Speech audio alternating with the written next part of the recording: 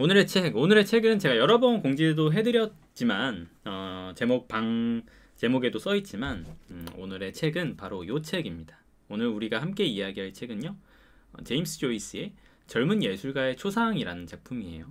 젊은 예술가의 초상, 영어로는 A Portrait of the Artist as a Young Man 이라는 작품이죠. 제임스 조이스의. 이 작품 같은 경우 좀 많이 들어보셨죠. 제임스 조이스의 젊은 예술가의 초상이라는 제목을 아예 한 번도 안 들어보셨다 하는 분들이 있을 수도 있긴 하겠지만, 그 고전 중에서는 꽤나 유명한 작품이라서 그래도 한 번쯤은 이야기 들어보셨을 만한 작품일 것 같아요. 뭔가 패러디성의 제목들이나 이런 것들도 은근히 보셨을 것 같고, 그래서 진짜 유명한 작품이죠. 근데 생각보다 읽어본 사람을 찾기는 어렵습니다. 그렇지 않나요? 자, 한번 아주 솔직히 우리 이야기해 봅시다. 나 읽었다. 전에든 과거에든 아니면은 이번 독서 모임 위해서든 젊은 예술가의 초상 읽었다. 빨리 고백해 주십시오, 여러분. 제가 오늘 우리 독서 모임이니까 제가 혼자 이야기하는 게 아니잖아요. 이야기는 혼자 하지만 여러분들이 많은 채팅을 쳐주셔야 활발하게 이루어질 수 있고 피드백이 있어야지 우리가 이렇게 나눌 수 있는데, 일단 스위티님 읽으셨고, 나트님 읽으셨고, 두 분 읽으셨고, 아슬아슬하게 써님도 읽으셨고, 요번에 읽으셨고, 야, 됐어, 성공이야. 일단 저를 포함해서 몇 분 정도, 한 3-4분 정도라도 더 읽으셨다면은 그것만으로도 좀 괜찮지 않을까 생각이 들긴 하는데요.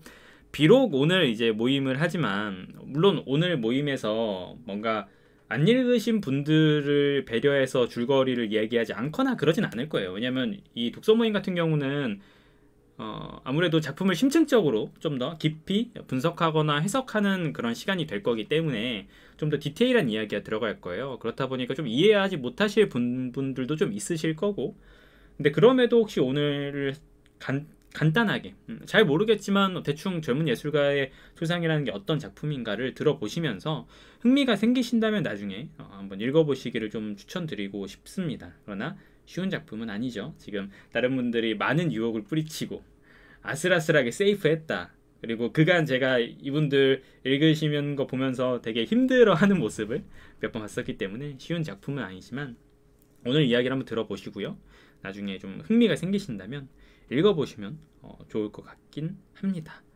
아무튼 오늘의 작품 젊은 예술가의 초상 시작을 슬슬 해보도록 하죠. 자, 일단 여러분들의 좀 간단한 첫인상, 제가 항상 독서 모임 같은 거 할 때는 이 참여자들에게, 멤버들에게 먼저 묻고 시작해요. 이 작품 어떠셨냐?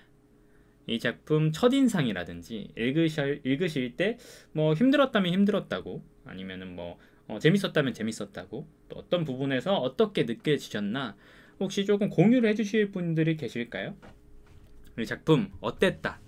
제 생각에는 힘들었다. 왜 힘들었을까를 같이 한번 생각해 봐도 될 것 같고, 의외로 재밌었다라고 하신 분들도 혹시 계실까요?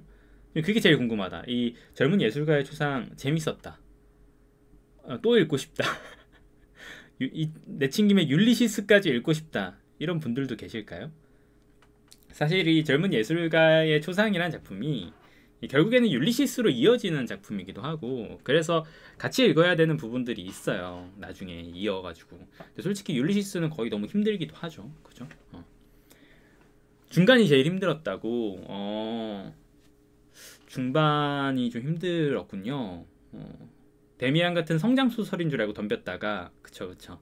성장소설이 맞긴 해요. 이 작품은 성장소설이 맞긴 한데, 데미안처럼 조금 읽기에도 편한 작품은 아니죠, 사실은. 그죠?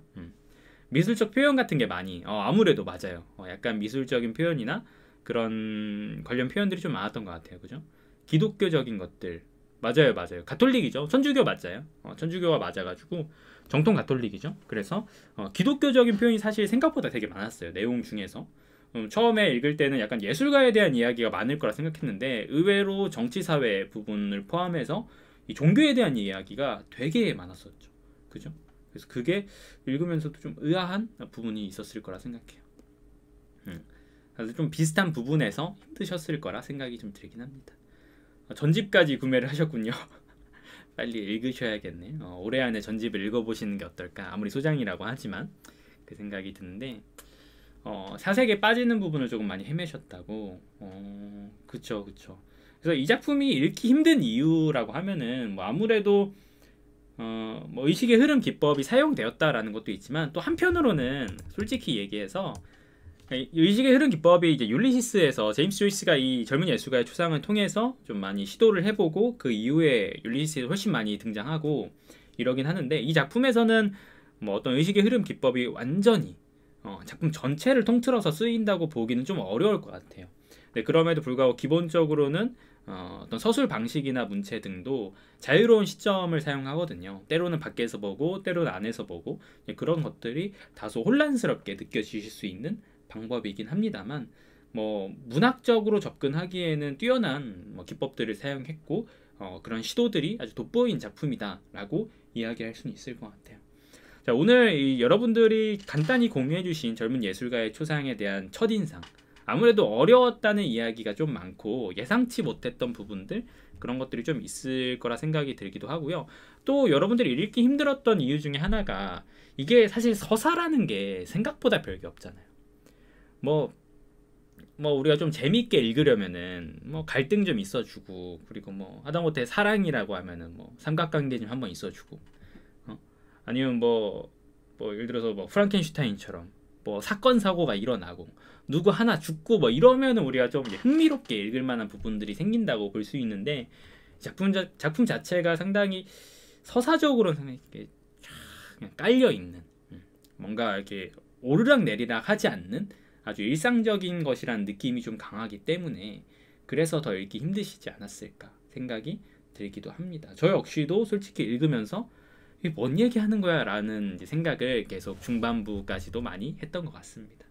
그럼에도 어쨌든 우리가 이 작품을 읽으셨으면 조금이라도 기억에 남게 하기 위해서 오늘의 독서 모임을 준비한 건데, 오늘 한번 이야기를 들어보시고 여러분들의 기억을 한번 되새겨 보세요.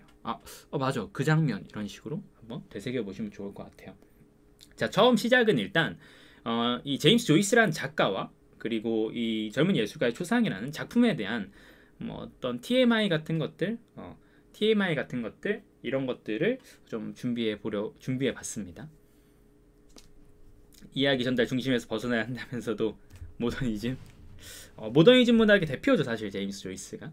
네, 이 부분에서 어떤 분석에는 약간 이 예술가의 초상을 역시 탈모더니즘, 포스트 모더니즘의 한 갈래로 해석을 하기도 하더라고요. 제가 찾아본 바로는. 네, 아무튼 한번 제임스 조이스에 대한 이야기를 잠깐 또 해볼게요. 조이스는 이제 1882년생입니다. 82년생이고, 그러니까 19세기 사람이죠. 생각보다는 조금 오래된 사람이죠. 20세기 사람이 아닙니다. 19세기 태어난 사람입니다. 작품 속에 나오는 이 스티븐 디덜러스라는 이 젊은 예술가의 초상 작품 속에 나오는 이 화자의 어떤 이야기가 사실상 제임스 조이스랑 거의 유사하다고 보는 게 좀 맞긴 해요. 제임스 조이스의 삶을 살펴보면은 이 디덜러스의 삶과 상당히 유사한 부분이 많거든요. 특히나 여기에서 나오는 이제 클론고우스 학교라든지 벨비디어 학교 같은 이야기들이 실제로 이 제임스 조이스가 다녔던 학교입니다. 학창 시절에.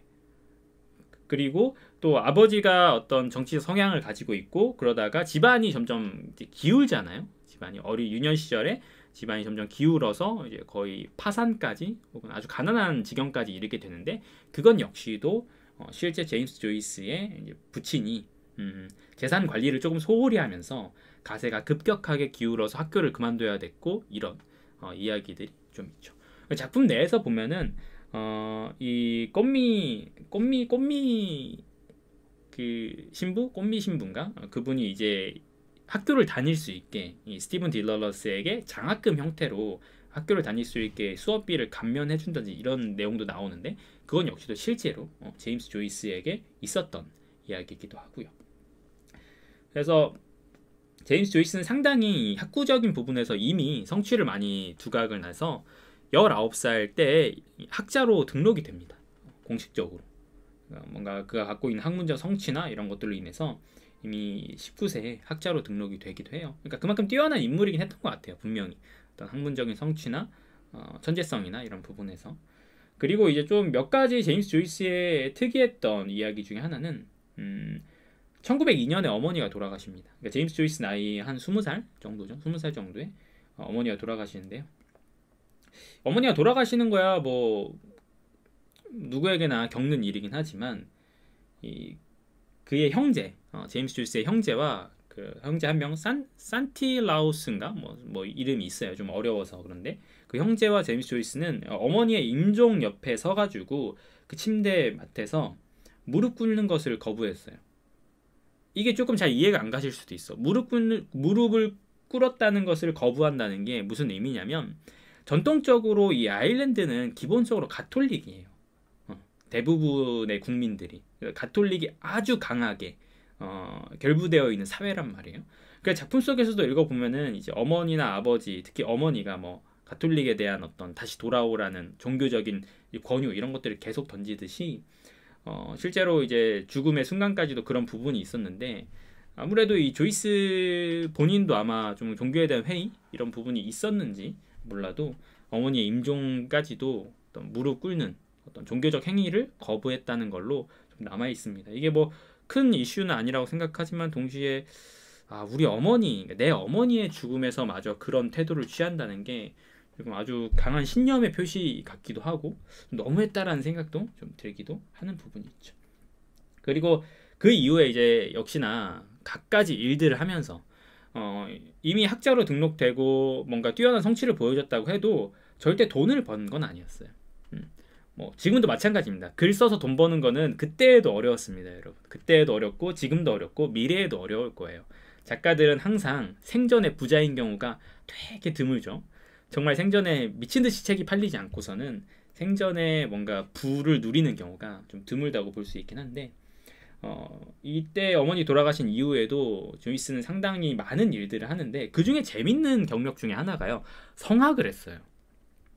성악, 노래를 했어. 테너였대요, 테너. 이 상상이 좀 가시나요, 테너? 심지어 어떤 이제 뭐 큰 어떤 콩쿠르나 이런 건 아니라고 해도 대회 같은 데서 동메달을 수상할 정도로 뭔가 노래로 돈을 벌기도 했다고 합니다. 저는 이게 가장 좀 의외였어. 노래까지 했어? 전혀 노래할 것 같은 인상이 좀 아니었거든요. 성악을 하기도 했었다고 합니다. 그리고 이제 이후에 더블린을 떠나서 이제 아일랜드를 떠나서 마치 지금 여기에 이 젊은 예술가의 초상이라는 작품 속의 스티븐 디덜러스가 대륙으로 향하는 것처럼 더블린을 떠나서 뭐 취리나 여러 이제 곳에서 거주하다가 1941년에 뭔가 위쪽이나 이 장기 쪽의 질병으로 수술을 하게 되는데요. 코마에 빠져요. 코마에 빠져서 이틀 뒤에 깨어나거든요. 깨어나자마자 이제 이 제임스 조이스가 한 게 내 아내와 아이들을 빨리 불러달라라고 이야기를 합니다. 그래서 아내와 아이가 부랴 이렇게 달려오죠. 조이스가 왜 불렀냐면은 내가 지금 정신을 차렸는데 언제 다시 죽을지 모를 것 같다. 금방 시간이 얼마 남은 것 같지 않다. 아내와 아이를 꼭 불러달라고 해서 도착을 하죠. 그래서 아내와 아이를 보고 15분 후에 아내와 아이가 도착하고 15분 후에 조이스는 사망을 합니다. 그래서 이런 것들도 약간 극적이라고 생각이 들 수도 있는 부분이긴 한 것 같아요. 1882년에 태어나서 1941년이니까 뭐 아주 단명했다라고 하긴 좀 어려울 것 같아요. 그죠? 이게 어쨌든 20세기 초라는 걸 감안한다면은 아주 단명했다라고 하기엔 그렇지만 또 장수했다라고 하기에도 조금 그런 부분이 있긴 합니다. 또 이제 유해가 보통 이제 지금은 이 제임스 조이스의 어떤 입지가 아일랜드에선 되게 크잖아요. 아일랜드인들의 어떤 자부심, 대표 작가 이렇게 취급을 받는데 저는 이게 좀 의아했던데 1966년까지는요. 이 제임스 조이스의 유해가 취리히에 그대로 남아 있었어요. 국외에. 그리고 반환되지 않았어요. 당시에 이 아일랜드 대사관도 있었고 했는데 그런 것들이 거부당했다고 해요. 왜 그랬는지 뭐 정확한 내막은 잘 모르겠어요. 뭐 어떤 가톨릭과 관련된 그런 부분들이 있었는지도 몰라도 아무튼 꽤 오랜 기간 사망 한 20년, 25년 정도까지도 이 대작가 제임스 조이스의 유해가 해외에 계속 남았던 채였고 1966년이 되어서야 이렇게 쭉 돌아와가지고 이제 더블린 아일랜드에 묻히게 되는 거죠. 그래서 이게 제임스 조이스의 좀 어떤 간략한 생애라고 볼 수 있는데요. 이 작품 같은 경우는 이 젊은 예술가의 초상 자체는 1916년 작품이잖아요. 조이스가 한 스물 아니 서른은 30 초반에 쓴 작품이라고 볼 수 있습니다. 근데 이 젊은 예술가의 초상이 제임스 조이스의 첫 소설인 건 맞거든요. 첫 이제 발표작, 소설 발표작인 건 좀 맞긴 해요. 근데 원래 이 작품의 어떤 원안이 되는, 그러니까 어떤 근본이 되는 초판본이라기보다는 드래프트 형태의 원안이 있었어요. 그 작품의 제목이 스티븐 히어로라는 작품이었어요. 스티븐 히어로. 뭔가 이름이 겹치죠. 이 작품 속의 주인공의 이름이 스티븐 디덜러스잖아요. 스티븐 디덜러스. 근데 원래 제임스 조이스가 옛날에 썼던 작품이 스티븐 히어로라는 작품이 있었고, 그 작품이 사실상 이 젊은 예술가의 초상의 어떤 토대가 됩니다. 그런데 그 작품을 이제 내려고 시도했었어요. 1904년부터 내려고 막 시도를 했었는데, 출간을 했는데 결국에는 뭐 받아주지 않아서 뭐 이런저런 이유로 실패를 하게 되고, 상당히 길었어요. 제가 듣기로 이거는 거의 5장이잖아요. 5장. 챕터가 5개잖아요. 근데 이 스티븐 히어로 같은 경우는 챕터가 막 한 50개인가 60개 정도가 계획되어 있었을 정도로 상당한 장편을 구상을 했던 것 같습니다. 그런데 어쨌든 출간 과정에서 이게 너무 지나치다라고 생각을 했는지, 그래서 그거를 추후에 시간에 따라 계속 고치다가 기어코 바꿔서 출간한 것이 이 1916년에 나온 이 젊은 예술가의 초상이 된 거죠. 이런 거 보면은 어쨌든 작가들이 한 번에 빡 뭔가를 써내는 게 아니에요. 그동안 항상 뭐 습작이든 뭐든 자기의 토대가 되는 작품들이 있어요. 자기가 써놓은 글들, 이런 것들을 고치고 또 발전시키고 이래서 하나의 작품을 완성하게 되는 거죠. 그래서 이 젊은 예술가의 초상으로 조이스는 상당히 또 유명세를 얻긴 합니다. 근데 그거와 별개로 뭐 부를 얻진 못했지만 유명세를 얻고 작가로서의 어떤 입지를 확실히 디디게 되는 거죠. 그래서 일단은 이 정도가 이 작가 제임스 조이스, 그리고 작품에 대한 이야기 라고 볼 수 있을 것 같아요. 그쵸. 근데 막상 이 젊은 예술가의 초상이 나온 건 30 초반대니까 1916년이니까 꽤 오랜 시간을 방황했죠. 그거 보면은 계속해서 우리가 이야기할 텐데, 이 화자인 스티븐 디덜러스의 모습과 제임스 조이스를 어느 정도 겹쳐볼 수밖에 없어요. 뭔가 떠나면서 내가 진짜 뭔가를 만들기 전까지는 돌아오지 않으리라 했던 그 스티븐 디덜러스의 모습이 상당히 많이 겹치는 부분들이 좀 있겠죠. 여기까지 혹시 여러분 궁금한 게 있으시거나 하시면 언제도 좀 말씀을 해주시고, 제가 제임스 조이스에 대해서 찾아본다고는 찾아보긴 했는데 뭐 모든 걸 찾아보진 못했죠, 당연히. 근데 혹시라도 궁금하신 게 있다면은 조금 더 제가 아는 부분에서 알려드릴 수 있을 것 같습니다. 이 정도가 조이스에 대한 이야기의 어떤 배경 지식 정도로는 충분하지 않을까 생각이 들기도 하고요. 또 하나 이제 좀 TMI이긴 하지만 또 이런 TMI가 재밌는 거거든요. 이게 제목이 영어 제목이 분명히 이게 아티스트라고 써 있잖아요. A Portrait of the Artist as a Young Man이라고 써 있잖아요. 그래서 이 작품의 번역을 젊은 예술가의 초상, 아티스트를 예술가라고 번역해서 예술가의 초상이라고 지은 건데, 일부 의견에 따르면은 이 아티스트는 사실상 예술가라기보다는 작가 혹은 인문학도. 아티스트라는 단어를 실제로 이 대학이나 그런 학부 설명할 때 뭐 인문학이라는 표현으로 쓰기도 하기 때문에 젊은 작가의 초상 혹은 젊은 인문학도의 초상, 이런 식으로 번역하는 게 좀 더 옳은 표현이다라는 의견도 있었는데요. 근데 뭐 또 한편으로 그냥 문학가, 작가 자체를 하나의 또 예술가라고 볼 수 있잖아요. 예술이란 단어를 꼭 이제 공연, 전시 이쪽에만 한정시키지 않는다면, 미술 쪽에만 한정시키지 않는다면 뭐 그렇게 틀린 말은 아닐 것 같은데, 일부 이 번역 쪽에서 주장하는 일부 의견으로는 조금 더 정확하게 사용해서 이거는 젊은 예술가의 초상이 아니라 젊은 인문학도의 초상 정도가 좀 더 세밀한 의미가 될 것이다, 이렇게도 이야기를 하죠. 아일랜드 대기근이 작품에 영향을 끼쳤을까요? 정치가 파넬 이야기. 일단 아일랜드 대기근은 상당히 유명한 사건이고 파넬 이야기는 저도 이 작품 속에 나오는 정도만 알고 디테일하게 알진 못하는데 분명히 큰 영향을 끼치긴 했죠. 아일랜드 대기근에 대해서 우리가 이제 좀 더 작품을 들여다보면서 당연히 이야기를 하려고 하는데 그러면 우리 한번 이 초상의 어떤 시대적 배경 이것도 한번 알아봐야 돼요. 여러분 좀 이거 뭐 옛날에 국어 시간도 아니고 뭐 작품의 배경 막 이런 거 막 생각하는 게 너무 고리타분하고 이렇게 생각이 들긴 하지만 확실히 들어야지 조금 이해가 되는 부분들이 생기거든요. 그래서 쓱쓱 흘려 들으시면서 아 그래서 이 작품 속에서 그런 구도가 나타나는구나 이런 것들을 조금 그냥 캐치만 해보시길 바랍니다. 왜냐하면은 우리나라 역사도 아니고 상당히 이제 해외 역사이니까 우리가 모른다면은 아무래도 쉽게 넘어갈 수밖에 없는 그런 부분들이 있거든요. 맞아요, 맞아요. 그래서 이 작품의 배경 자체는 1890년대예요. 1890년대.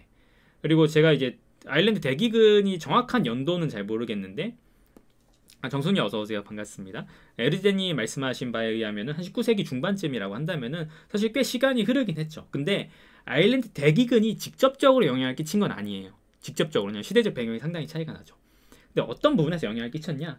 당연히 이 아일랜드가 갖고 있는 어떤 정치적 성향 이런 것들이 상당히 큰 영향을 끼치죠. 영국 보통 이제 아일랜드라고 하면은 사실 대영 제국 속에 속해 있기도 했고 영국의 일부분으로 생각을 하기도 했었고 아무튼 아일랜드 대기근이 어떤 사건이냐면은 혹시 모르시는 분들을 위해 설명을 해드리자면은 아까 말씀하신 19세기 중반쯤에 아일랜드에 대기근이 생겨요. 한마디로 식량이 싹 말라버려요. 전염병이 돌면서 식량이 싹 말라버려요. 시안이 어서 오세요. 반갑습니다. 근데 거기에서 이제 아일랜드 내에서 생산하는 식량을 영국이 다 가져가 버립니다. 당시에는 영국의 식민지였거든요. 영국이 아일랜드에서 생산한 식량을 싹 가져가고요.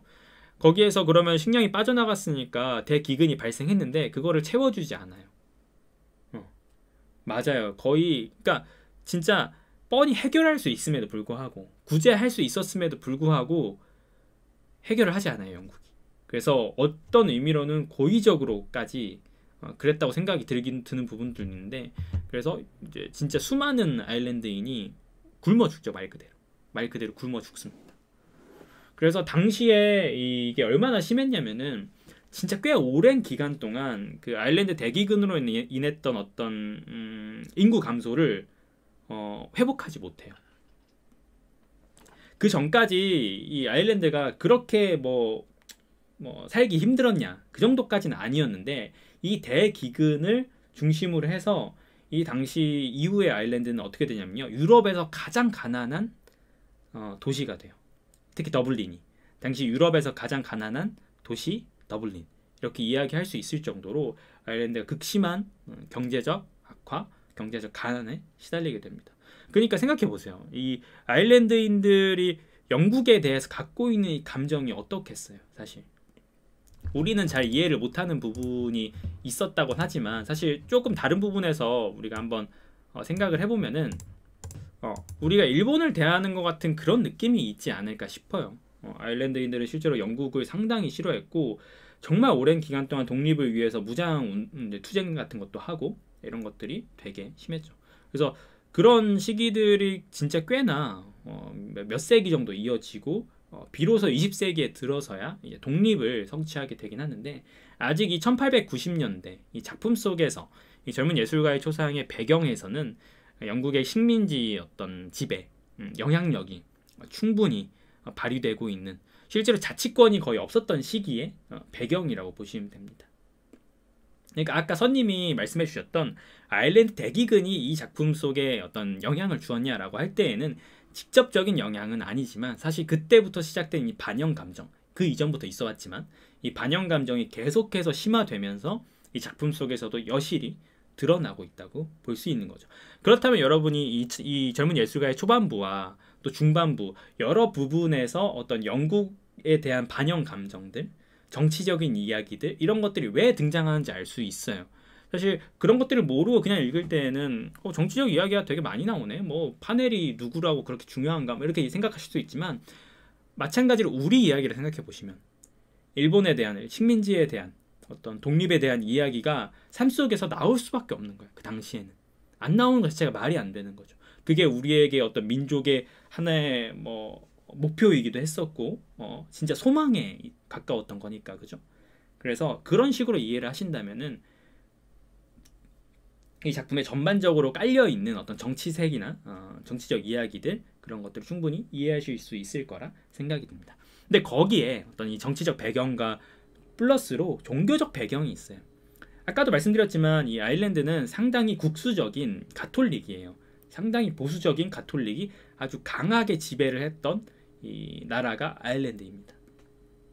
근데 이 가톨릭이 당시에 영국의 어떤 지배, 식민지 하에서 상당히 미온적인 태도를 보입니다. 그거는 이 작품 초반부에 아버지와 또 이 단티 부인이 나누는 대화, 그 가톨릭주의자와 이 아버지 사이에 국수주의자와 가톨릭주의자가 나누는 대화 사이에 갈등을 보면은 좀 잘 드러나긴 하는데 가톨릭에서 신부들이 하나의 어떤 나라의 전체적인 정신적 지주 역할을 해왔었는데도 불구하고 오랜 기간 동안 이 독립에 있어서 아일랜드의 독립에 있어서의 문제에는 상당히 미온적인 태도를 보여서 이런 아일랜드 국수주의, 민족주의를 가진 성향을 가진 이 디덜러스의 아버지 같은 인들에겐 아주 반감을 살 수밖에 없었죠. 그렇기 때문에 이 작품 속에서 가톨릭에 대한 어떤 회의 이런 것들이 후반부에 계속 드러나는 것도 그런 영향이 아닐까 생각이 좀 듭니다. 초반부에 사실 스티븐 디덜러스는 아버지가 어떤 의견을 갖고 있고 그거를 지켜만 보고 특별히 의견을 갖지 못하는데 결과적으로 디덜러스 역시 종교를 떠나서 자기만의 예술적 가치를 향해서 어떤 도약 혹은 도피라고도 볼 수 있긴 하겠지만 나아가는 형태를 보이잖아요. 그건 역시 또 이러한 영향이라고 좀 보시면 될 것 같아요. 상당히 이제 비판적인 태도를 보이죠. 특히 이 디덜러스가 후에 이제 학생들과 막 이야기하는 부분에서도 종교적인 비판이나 혹은 그런 부분들을 좀 많이 보실 수 있을 것 같습니다. 그래서 그런 것들이 상당히 좀 보시면은 많이 나타난다고 볼 수 있습니다. 그래서 이 작품의 배경 속은 독립에 대한 어떤 민족주의 운동, 아일랜드인들의 민족주의 운동 이런 것들이 좀 많이 문예부흥 운동 이런 것들이 계속적으로 일어나고 있었던 시기라고 보시면 될 것 같아요. 그게 이제 디덜러스의 아버지, 스티븐의 아버지 형태로 가장 이제 극명하게 좀 드러나게 되는 거죠. 자, 이 정도가 이 당시 아일랜드의 어떤 배경이라고 보면 될 것 같아요. 어떤 반영주의 그리고 독립에 대한 열망으로 어떤 민족주의 그리고 문예부흥운동 이런 것들이 있었고 종교에 대한 어떤 갈등들도 있었고 이런 것들. 근데 이게 진짜 좀 치열했던 게 일반 대중들이나 아일랜드인들은 일반 아일랜드인들은 여전히 카톨릭을 상당히 자신의 중심 종교로서 되게 중요하게 받아들이고 있었는데 그렇다 보니까 이게 계속적으로 싸우는 거예요. 만약에 아일랜드인들 모두가 뭐랄까 독립에 대한 열망으로 다 같이 한 목소리 냈으면은 그게 좀 더 빨리 이루어졌을 수도 있다고 생각하는데 자기의 중심은 가톨릭이야. 종교적인 가치는 가톨릭인데 가톨릭은 또 미온한 태도를 보이고 독립은 바라는데 이런 내면적 욕구와 이런 것들이 상충하면서 어떤 국민적인 분열들 이런 것들을 좀 많이 경험한 거죠. 그래서 에르제님이 말씀하신 뭐 북아일랜드 남아일랜드 사이에 안 좋다 이런 것들도 뭐 제가 아일랜드 역사를 전부 다 아는 것은 아니지만 어떤 그런 배경들 전체적인 배경들이 작용했다라고 좀 볼 수 있을 것 같습니다. 자 이제 여러분 계속 생각을 해보셔야 되는 게 그러면 내가 읽었던 작품 속의 어떤 부분들이 그런 연유에서 등장하는 거구나. 아주 디테일하게는 이런 것들도 있죠. 작품 속에서 그 신부와 대화를 하는데 디덜러스가 깔때기에 대한 이야기 하시는 게 혹시 기억나세요? 깔때기에 대한 이야기? 제가 지금 표현까지는 기억이 안 나는데요. 신부와 깔때기에 대한 어떤 표현을 가지고 뭐라고 해? 우리는 이렇게 얘기하는데 우리는 이렇게 이야기해요 라고 이렇게 이야기하는 부분이 있잖아요. 그러면서 디덜러스가 그거를 생각보다 꽤 오래 생각해요. 후에도 깔때기에 대한 신부의 표현이 자꾸 마음속에 이렇게 되새겨진다 이렇게 이야기를 하거든요. 근데 그게 왜 그런지를 생각해 보시면은 영국식 표현과 이제 어떤 아일랜드식 표현인 거예요. 영국식 표현과 아일랜드식 표현, 그 대립이라고 좀 보시면 돼요. 그래서 뭔가 원래 우리가 쓰는 언어가 아니라 식민 지배 하에서 자연스럽게 우리가 쓸 수밖에 쓸 수밖에 없게 된 그런 언어, 그것들과 이런 토착어 사이에서의 어떤 대립, 갈등, 이런 것들이 역시 이 아일랜드의 어떤 독립을 바라고 이런 부분에서 스티븐 디들러스의 마음을 좀 혼란스럽게 하는 거죠. 언어적인 부분에서도 이런 갈등이 계속적으로 있구나. 그게 뭐 의식적으로든 무의식적으로든 그렇게 드러난다고 보실 수도 있습니다. 그래서 이런 시각에서 좀 보시면은 여러 부분에서 좀 갈등들이 세밀하게라도 좀 보이는 부분들이 있습니다.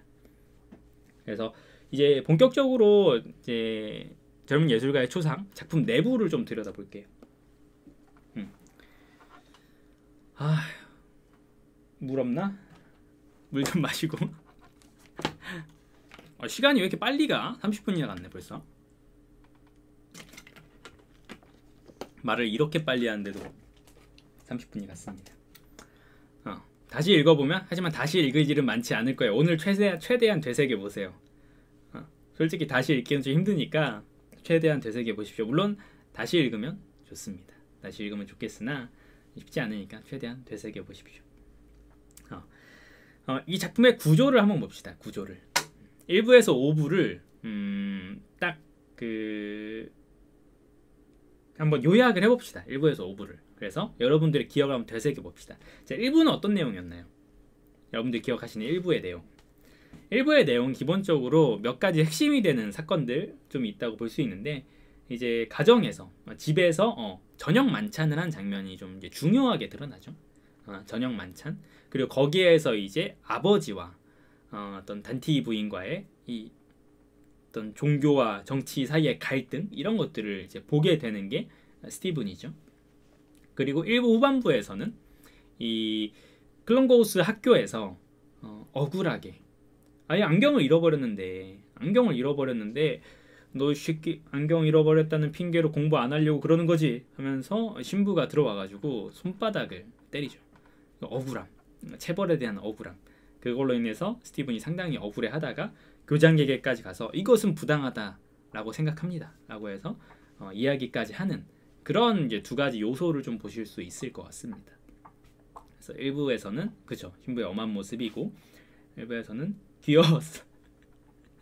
약간 그쵸. 근데 저도 약간 귀엽다고 느꼈어. 그냥 뭔가 조그마한 학생이 나름 논리를 가지고, 나름이라 하긴 그런데 나름 논리를 가지고 딱 가가지고 이것은 부당하다고 생각합니다, 제가 체벌을 당한 것은, 이렇게 이야기하는 게 좀 귀엽다고 느껴지기도 했었습니다. 그래서 이 교장의 대처가 뭐 합리적인 부분들이 있었던 것 같습니다. 합리적인 부분들이. 근데 또 한편으로 이 후반부에 이 사건에 대한 회고가 다시 한번 나오잖아요. 근데 그게 이 자식이라 하니까 그렇네. 이 스티븐이 이 어린 놈이 우리한테 와서 그렇게 했다니까 하면서 당차네요 하면서 막 웃고 넘기는 부분들이 있잖아요. 그래서 이 막상 사과를 받아내고 조치를 받아냈을 때 당시에 스티븐 디덜러스의 느낌은 어떤 자랑스러움, 반항과 승리, 이 부분에서 승리에 대한 어떤 감정을 느꼈을 텐데, 사실 또 한편으로는 그렇게 어른들 사이에서 다시 회고되기로는 하나의 웃어 넘길 수 있는 에피소드 정도라고 이제 격화되는 그런 모습도 한번 볼 수 있겠죠. 그래서 1부에서는 저녁 만찬, 어떤 종교와 정치 간의 갈등, 그리고 클런고우스 학교에서의 어떤 스티븐이 체벌과 관련된 일, 이런 거를 좀 볼 수 있고, 2부에서는 그러니까 핵심이 되는 사건들이 분명히 있어요. 모든 사건들을 다 다루진 못하지만 핵심이 되는 사건들이 좀 몇 개 있는데, 2부에서는 결과적으로 가장 큰 거는 집안 가세의 기움이죠. 그죠? 파산이라고 해야 되는가? 어떤 경제적인 악화를 좀 볼 수 있겠죠. 그래서 이제 학교도 그만뒀다가 아버지랑 이제 고향 쪽에 가서 뭐 둘러보는 듯이 이야기를 하지만, 사실 아버지는 고향에 있는 재산을 팔러 온 거거든요. 돈이 없어가지고. 그래서 그런 부분들, 그래서 집안이 파산을 하는데 어쨌든 스티븐 다시 결국에 학교를 벨비디어 쪽으로 가긴 하지만 어떤 집안의 파산적인 부분이 이 스티븐에게 상당히 큰 영향을 미치고 다시 학교를 가게 되는 그런 이야기를 좀 볼 수 있을 것 같습니다. 그리고 후반부에 있어서는 어떤 사창가에 대한 경험, 창녀에 관련된 경험들이 이 작품 이 2부에서는 가장 주요하게 다뤄지는 것이라 볼 수 있겠습니다. 아버지에 대한 환멸, 그것도 틀린 말은 아닐 것 같아요. 1부에서는 이게 시선의 변화를 잘 보시면은 1부에서는 이 스티븐이 뭔가 주도적이고 주체적으로 하는 경우가 아주 초반부에는 거의 없죠. 그냥 지켜보는 거예요. 지켜보는 거. 어린아이에 불과한 거니까. 지켜보다가 점점 이제 주체성을 띠기 시작하는 건데, 그래서 1부에서는 뭔가 아버지에 대한 어떤 가치평가가 크게 내려지지 않는다라고 우리가 생각한다면은 2부 이후에 그런 사건들을 계속 겪으면서 조금 이제 뭔가의 거리감, 또 평가 이런 것들을 하게 되죠. 제임스와 실제로 아버지의 사이는 뭐 아주 디테일하게는 알려지지 않았다고 하더라도, 또 혹은 자료가 있겠지만 제가 찾아보진 못했지만 실제로 이 작품 속에서 나오는 관계랑 거의 유사했다고 보는 게 맞는 것 같아요. 이게 진짜 자전적인 요소가 많이 들어가 있어서요. 여기에 나오는 장면들이 대부분 제임스 조이스의 어린 시절에 있었던 일이라는 걸 감안하면은 아버지의 사이가 대체적으로 이러지 않았을까, 그런 생각이 좀 듭니다. 집안이 파산한 것도 아버지가 제대로 재산 관리를 못한 부분들도 있고, 그로부터 당연히 조이스가 상당히 고통을 받기도 했었고, 되게 그 형제 자매들도 많았거든요. 그래서 그런 부분에서 아마 사이는 작품 속에서의 어떤 관계랑 상당히 유사하지 않았을까 생각이 들긴 합니다. 그래서 2장에서는 말씀드린 것처럼 후반부에 있는 어떤 사창가에 대한 경험이 좀 크게 묘사가 된다고 볼 수 있을 것 같아요. 그리고 이 3부는 이제 사실상 고해성사 챕터라고 보는 게 맞겠죠. 고해성사 챕터라고. 그래서 자신이 어떤 순결을 잃어버렸던 사창가를 통해서 자신의 순결에 관련된 죄를 범했던 어떤 그 부분에 있어서 계속 괴로워하다가 막 지옥에 대한 이야기도 듣고 그러면 안 된다는 막 이야기 막 들으면서 괴로워하다가 결국엔 이제 고해성사까지 하게 되죠. 그 부분이 3부에서는 가장 크게, 이 부분이 조금 저는 이 부분도 상당히 재밌었던 것 같아요. 이 부분은 상당히 좀 괜찮았던 것 같아요. 뭔가 주인공 내부에 있는 누구나 할 수 있을 법한 어떤 고민들, 조금 이제 경우에 따라 다르긴 하겠지만 뭔가 내 속에 있는 내가 하지 말았어야 되는 일, 그런데 내가 결국에 했던 일, 그런 것들을 제대로 이제 표현하지 못하잖아요. 뭐 이 사창가의 경험인 더 극적이겠지만 뭐 외부에다가 대놓고 이야기할 수 없는, 내가 해서는 안 되는 일에 대한 어떤 그 끙끙 앓는 모습이 상당히 현실적으로 느껴지기도 했었고 실질적인 고민이다라는 생각도 좀 많이 들었거든요. 그래서 이 3부가 또 읽기에는 종교적으로 볼 수도 있는 부분도 있지만 그냥 일반적으로 생각했을 때도 내가 누구에게나 이런 경험이, 비슷한 경험이 있지 않을까 생각이 좀 들긴 합니다. 그래서 3부는 고해성사 파트라고 보면 될 것 같고, 그쵸? 이제 4부에서는 성직자의 길을 한번 이제 권유를 받죠. 4부는 되게 짧죠. 4부는 되게 짧았던 걸로 기억을 하는데 4부는 이 교장에게 성직자의 길을 권유를 받고 거기에서 좀 이제 고뇌를 하는 장면, 이 4부의 주된 짧은 이야기라고 보시면 될 것 같습니다. 그래서 선생님이 말씀하신 것처럼 3부에서 고해성사를 하고 종교에 다시 이제 고해성사 하고 나니까 몸이 깨끗해진 느낌이야. 정말 그래, 나는 이제 죄도 고백했고 다시 새 사람이 될 수 있어라는 종교에 심취하는 모습을 보여주는데 4부에서의 모습은 조금 다르죠. 그죠?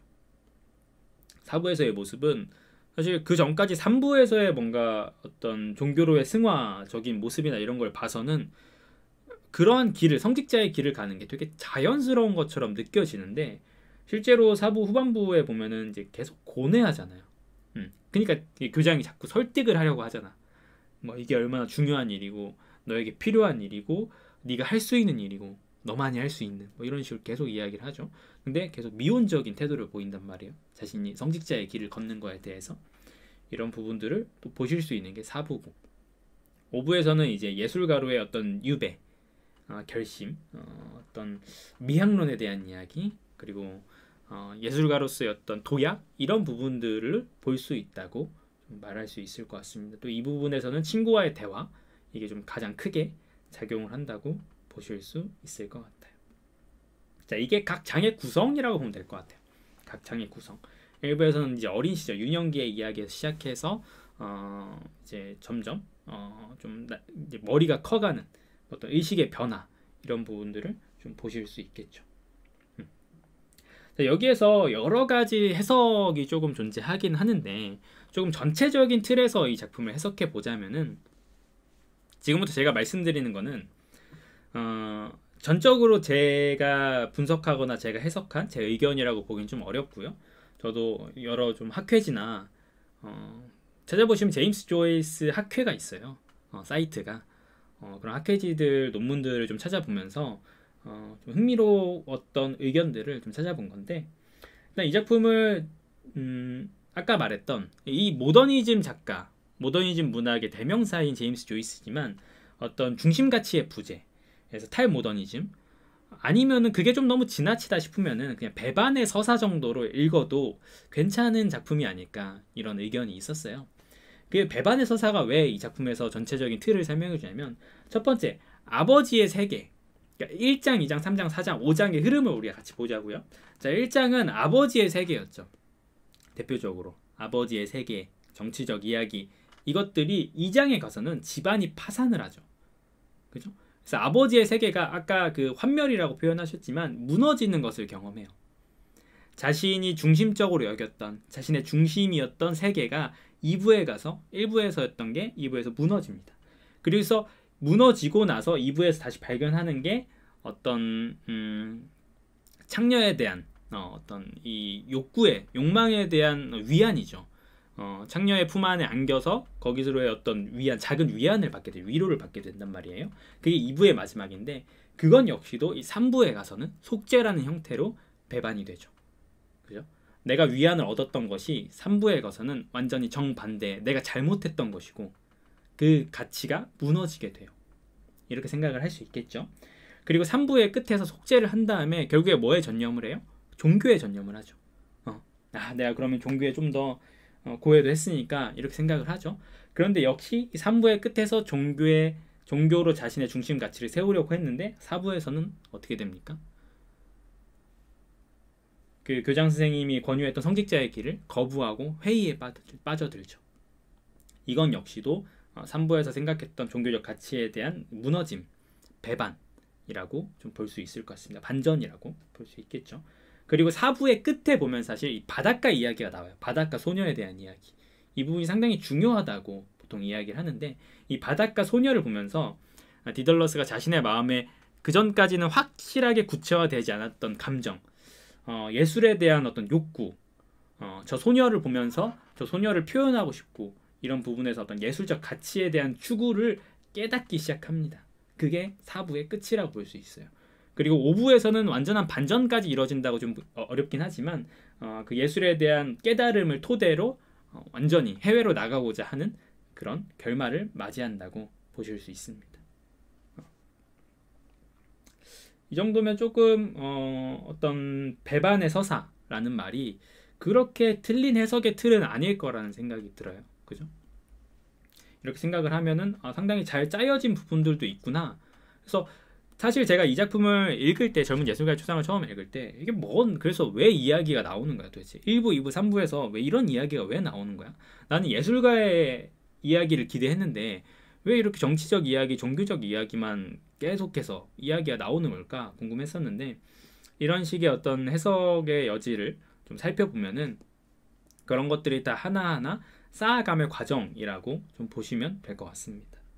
그래서 이게 어떤 배반의 서사, 중심 가치를 계속해서 탈피하는 모습을 보이는 해석의 틀이라고 볼 수도 있을 것 같고 또 뭐 여러 의견 중에 이 작품을 이해하는 여러 의견 중에 작품 속 여성의 이미지에 대한 이야기들도 사실 있었어요. 이 조이스의 작품에 대한 안 좋은 평가 중에 하나가 항상 이 페미니즘 관련 시선이거든요. 조이스가 여성을 드러내는데 너무나 대상화하고 여성을 주체적으로 묘사하기보다는 어떤 욕구의 대상, 욕망의 대상 이런 것들로 삼는 게 너무 많다. 그래서 조금 더 뭔가 나아가서는 제임스 조이스가 여성 혐오적인 시각을 가졌다. 이렇게 평가하는 분들도 있어요. 그러한 것들이 완전히 맞다고 하기도 좀 그렇고 또 한편으로 분명 여성이 대상화된 부분들도 있으니까 또 완전히 틀렸다라고 하기도 좀 그렇긴 해요. 실제로 제임스 조이스는 여성에 대한 어떤 똑똑한 여성을 상당히 싫어했다. 똑똑한 여성을 상당히 싫어했고 여성에 대한 어떤 그런 감정들이 있었다고 이야기를 하거든요. 그래서 작품 속 여성의 이미지가 이 작품 속에서도 상당히 편협하다라고도 이야기하는데, 근데 이것에 대해서 우리가 좀 더 생각해 볼 만한 부분은, 그렇다면 이 작품 속에서 여성이 그렇게 부정적인 혹은 대상화되는 것에 그치느냐로 이야기할 때, 또 한편으론 여성이 어떤 예술가로서의 각성, 이런 부분에서 상당히 중요한 역할을 한단 말이에요. 이 작품에서 아까도 말했던 바닷가 소녀에 대한 이야기, 바닷가 소녀로부터 예술가의 각성을 하게 되는 부분들도 있고, 모티브를 얻어서 나아가게 되는 부분도 있고, 그 전에는 어떤 창녀로 대표되긴 하지만 그 창녀로부터 위안을 얻는 모습, 자신의 삶의 고난을 어떤 위로를 얻어서 조금 더 버틸 수 있게 해주는 이런 긍정적인 역할들이 중간중간에 분명히 있기 때문에, 반드시 이 조이스 작품 속의 여성의 이미지가 부정적이다 혹은 대상화되어 있다 라고 좀 보긴 어려울 것 같아요. 보통 분석에 따르면은 예술가 초상이나 제이스 작품에 전반적으로 등장한 여성의 이미지가 성녀와 창녀, 성녀와 창부, 요부와 성녀, 이 두 가지 이미지가 항상 혼재된다고 이야기해요. 그래서 아까 계속해서 이제 바닷가 소녀 이야기를 하게 되는데, 바닷가 소녀 묘사 부분을 보시면요, 약간 성녀에 가까운 신성한 묘사를 함과 동시에 그녀의 어떤 그 다리의 쉐입이나 엉덩이의 쉐입이나 이런 것들을 묘사하기도 해요. 근데 그거는 상당히 요부적인 이미지거든요. 성적인 이미지란 말이에요. 근데 그런 것들이 이 조이스 작품 속에서, 이 초상 작품 속에서 계속 혼재되어 있죠. 한 여성에게 있어가지고 한 가지 시선으로 보는 것이 아니라 성녀와 또 요부의 이미지를 둘 다 섞어서 본다고 보면 됩니다. 그래서 이러한 부분들은 다른 아일린이라든지 에마라든지 또 어린 시절 어머니라든지 이런 것들에서 다 비슷하게 좀 나타난다고 볼 수도 있을 것 같습니다. 계속해서 혹시 궁금한 부분이 있으시면 또 말씀해 주시면 되는데, 또 이제 조금 더 제가 남겨놓은 것들 중에 하나는 제국주의에 대한 서사라고 이 작품을 또 읽어볼 수도 있겠죠. 제국주의에 대한 서사, 혹은 이제 종교에 대해서, 이 작품 속에서 종교에 대해서도 조금 더 이야기할 수 있을 것 같습니다만, 제국주의에 대한 서사는 당연히 식민지배에 대한 서사로서 아까도 제가 말했던 이제 반영주의와 어떤 국수주의 사이에서 어떤 노선을 탈 것인가에 대한 디딜러스의 회의, 그리고 결국에는 그 두 가지를 모두 버리고 떠나게 되는 이런 모습들로 읽어낼 수도 좀 있겠죠, 그죠? 그래서 앞부분에서 어떠한 것들을 경험했고 그러한 성장 기반을 통해서 예술가로 나아가게 되는가, 이런 것들로 좀 읽어볼 수 있을 것 같습니다. 일단 요 정도가 좀 이 젊은 예술가의 초상에 대한 디테일한 분석이라고 좀 보실 수 있을 것 같아요. 여러분들이 좀 인상적이었거나 좀 이야기하고 싶은 부분들이 있으신지 모르겠는데, 저는 사실 이제 궁금했던 게 이런 부분들이 좀 있었던 것 같아요. 디덜러스는 꼭 떠나야 했을까? 스티븐 디덜러스는 후반부에 자기가 어떤 추구하고자 하는 어떤 예술의 가치가, 여기서는 이 국수적이고 상당히 어떤 문예 부흥 운동이 일어나는 이 상황 속에서는 나의 예술적 상상력이나 자유가 제한된다는 걸 느끼고 해외로 떠나고자 하는 건데, 꼭 떠나야만 했을까? 이게 전 조금 개인적으로는 궁금하더라고요. 해석이나 이런 것들과 별개로. 한편으로는 여기에서 저는 이제 달과 육 펜스 작품이 조금 떠오르기도 했던 것 같아요. 반대의 의미로 떠오르기도 했던 것 같습니다. 종교적인 서사가 그쵸. 종교적인 서사가 상당히 강하죠. 근데 그게 반드시 이제 분리해놓고 생각하기는 좀 어렵긴 해요. 왜냐면 가톨릭 자체가 당시 식민지배에 어떤 영향을 끼쳤던 부분이 있으니까, 미온적인 태도로. 그렇다 보니까 근데 이제 종교적 이야기가 좀 전면에 드러나긴 하죠.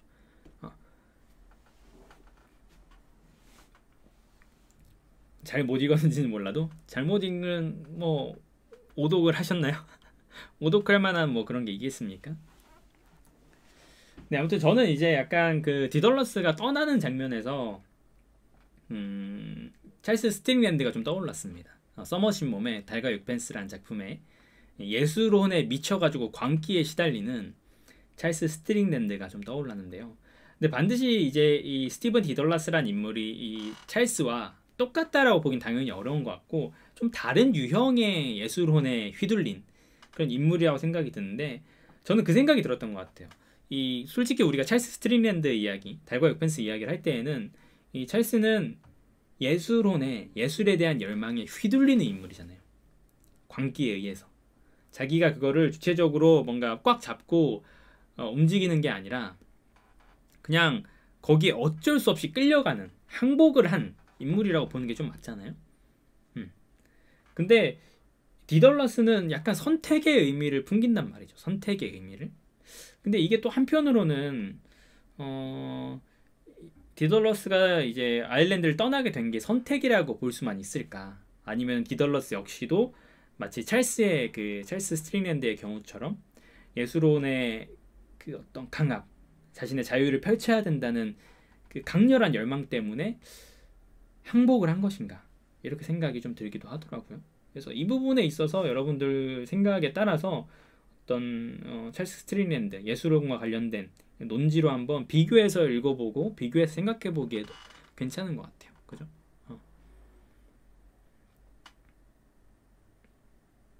교회를 떠나는 게 맞다고 생각하시는 분들도 계실 것 같고 또 한편으로는 약간 우리 입장에서는 그런 거잖아요. 예를 들어 생각해보면 여러분 국내에서 그러니까 식민 지배가 한창인 시기에 이제 국내에서 식민 지배가 한창인 시기에 어떤 지식인이라고 대표되는 인물이 여기에서는 한계를 느끼고 해외로 가는 거잖아.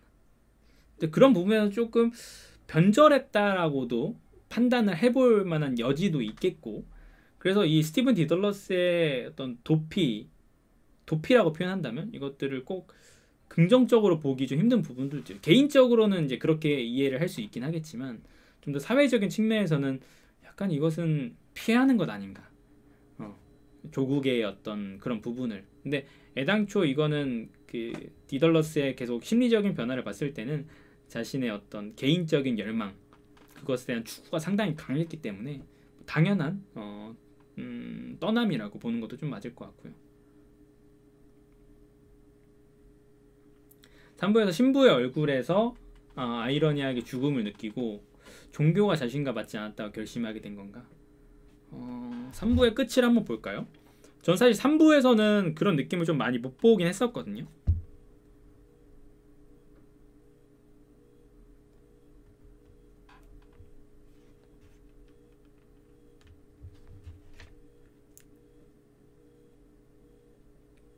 저는 3부에서 자체는 뭔가 종교가 자신에 맞지 않는다고 깨닫는 부분은 없다고 느꼈어요. 그러니까 오히려 종교에 심취하게 되는 그러니까 끝 자체도 고해성사를 하고 빠져드는 어떤 종교에 심취하게 되는 이미지가 좀 더 강했던 것 같아요. 근데 4부에서는 갑자기 왜 그렇게 됐느냐라고 할 때에는 거기에 대한 어떤 명확한 기재나 사건, 에피소드까지는 잘 안 보이는 것 같습니다. 근데 아무튼 그렇게 변했다 정도라고 우리가 좀 인식을 해야 될 것 같은데 어떤 특정한 계기로, 특정한 사건으로 종교를 떠나게 되었다. 이거는 좀 드러나지 않는 것 같습니다. 근데 이게 어쨌든 성장 소설이잖아요.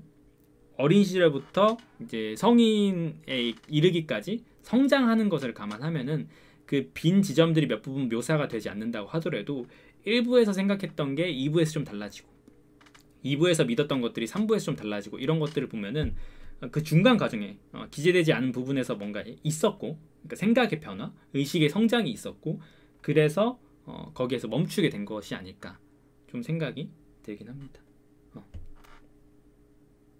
그죠? 민족주의자로서의 좁은 의미보다는 세계적 보편 맞아요. 그래서 이 에르제님이 말씀하신 것처럼 이 스티븐은 조금 더 넓은 세계로 가기를 원했다는 게 맞아요. 작품 초반부에 보면요. 그 장면 기억하세요? 제가 페이지는 기억이 안 나는데 여기다 민음사 버전으로는 25페이지거든요 1부에 25페이지 그 자기의 책에 이렇게 이름을 적는 부분들이 있잖아요. 기억하실까요? 어떻게 적냐면요 스티븐 디덜러스, 기초반, 클롱고우스 우드학교, 셀린스 마을, 킬데어군, 아일랜드, 유럽, 세계, 우주 이렇게 순서로 적어놔요. 이게 점차 범위가 커지잖아요. 점차 범위가 처음에는 나라는 어떤 개인 스티븐 디덜러스에 시작해서 내가 있는 장소, 제일 작은 단위의 기초반, 학교, 그 다음에 마을, 군 단위, 그 다음에 나라, 아일랜드, 그리고 그 아일랜드를 품고 있는 유럽을 품고 있는 세계, 그리고 그 세계를 품고 있는 우주까지 나아간단 말이죠. 이거 자체가 어찌 보면은 작품 후반부 스티븐 디덜러스가 떠나게 되는 것을 암시하는 부분이라고 보는 것도 좀 맞을 것 같아요. 그죠? 세계적 보편적 의미, 어떤 아름다움에 자기의 어떤 미학론, 자기의 어떤 예술에 대한 어떤 추구, 이런 것들을 넓은 세계에서 펼치고자 하는 그런 암시적인 부분이라고도 이야기할 수 있을 것 같습니다.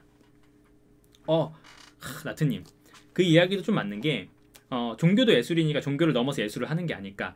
그러니까 이 부분도 좀 맞다고 볼 수 있는 게, 사실 스티븐 디덜러스가 후반부 미학론을 펼치면서 이야기를 하면서 거기에서 종교적 색채를 완전히 걷어낼 수가 없어요. 그 부분이 좀 어렵긴 한데요.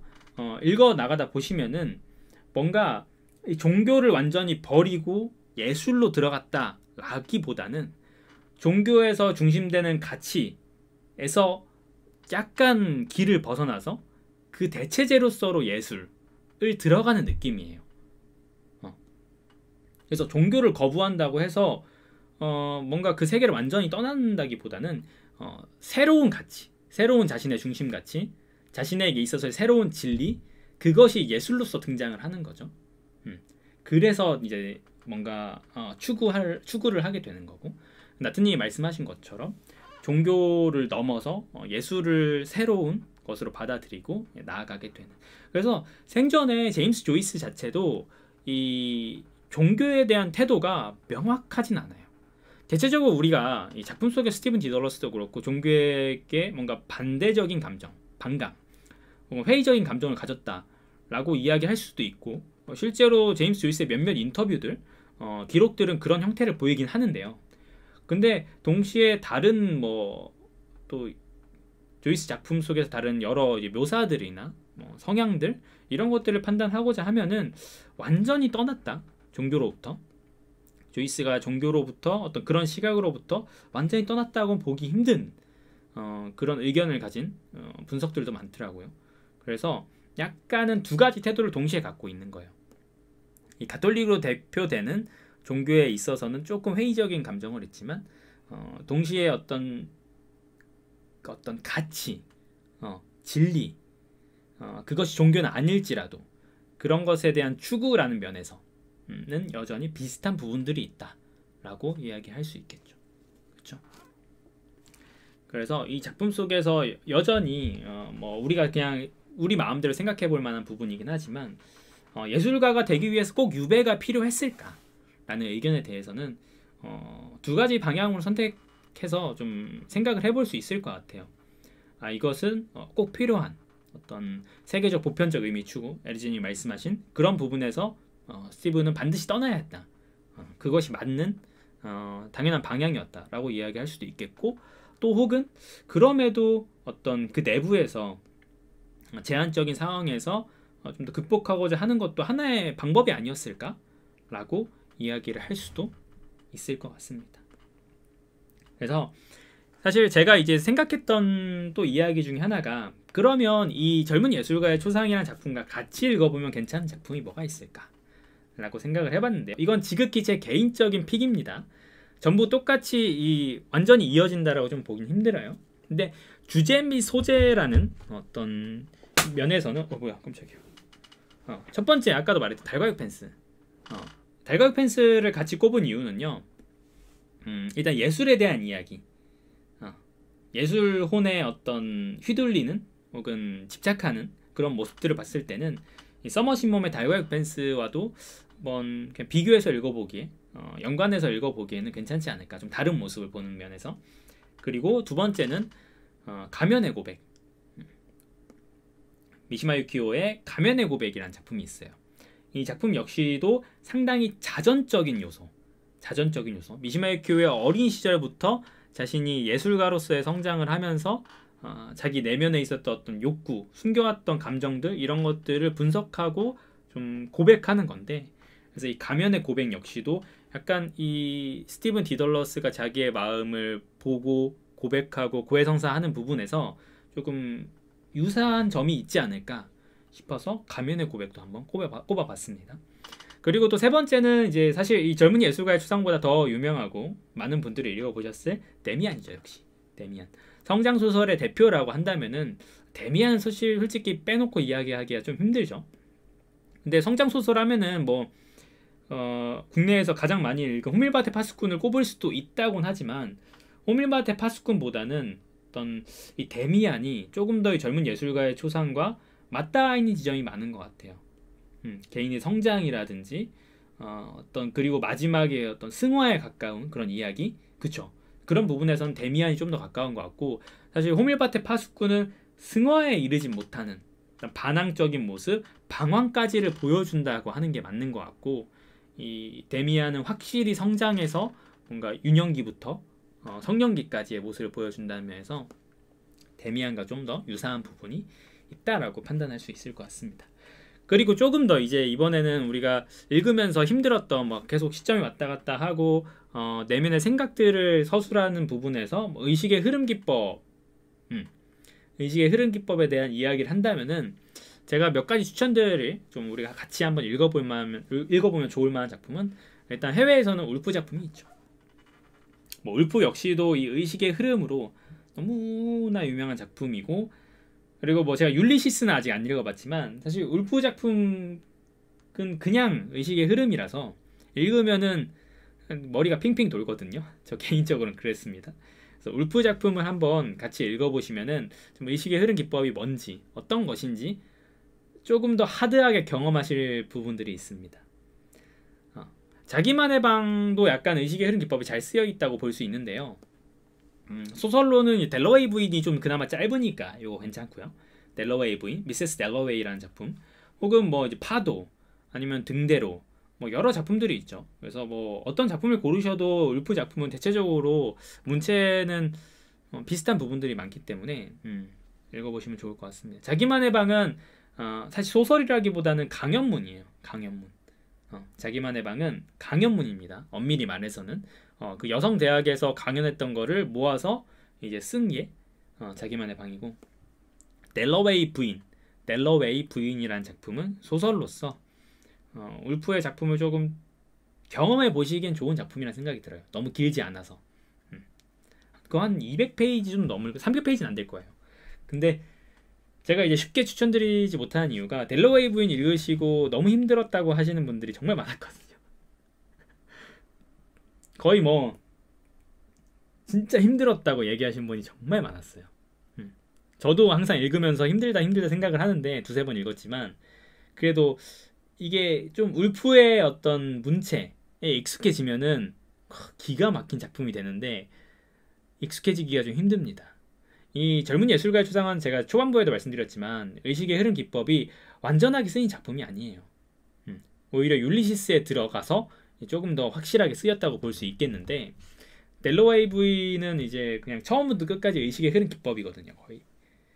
그래서 막 이거 서술이 여기 봤다가 갑자기 여기로 이어갔다가 저 이야기 갔다가 막 이렇게 계속 돌아요. 막 진짜 혼란스러울 정도로 흐름이 계속 있어. 끊기지가 않아. 의식의 흐름이. 그게 되게 읽기 힘들거든요. 그래서 뭐 그래도 저는 이제 뛰어난 작품이라 생각도 하고 그렇다고 생각하는데 읽기는 힘듭니다. 그 부분은 참고해 주시고, 국내적으로 따지면은 이상 작가의 날개, 뭐 대표적인, 우리 항상 그 교과서로 많이 배우는 학생 때 학창 시절 많이 배우는 이상의 날개, 역시도 의식의 흐름 기법으로 유명하잖아요. 그런 부분을 같이 참고해서 읽어볼 만하지 않을까요? 이상의 날개는 그렇게 길지도 않을 것이고, 그죠?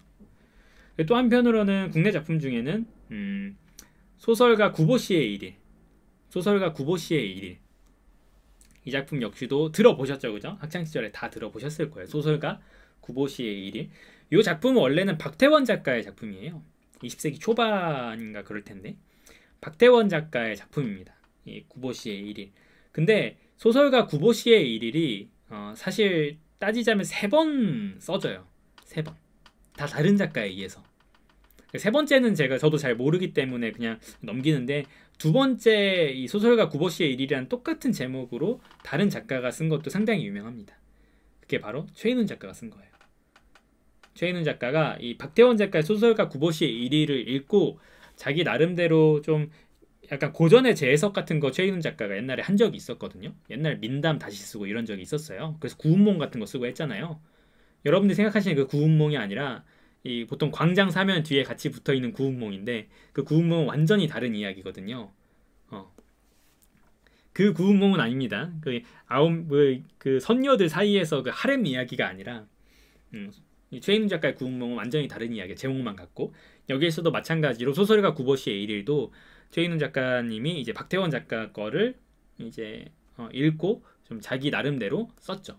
그래서 이 두 작품 소설가 구보시의 일일은 유명한 편입니다. 의식의 흐름 기법으로 역시.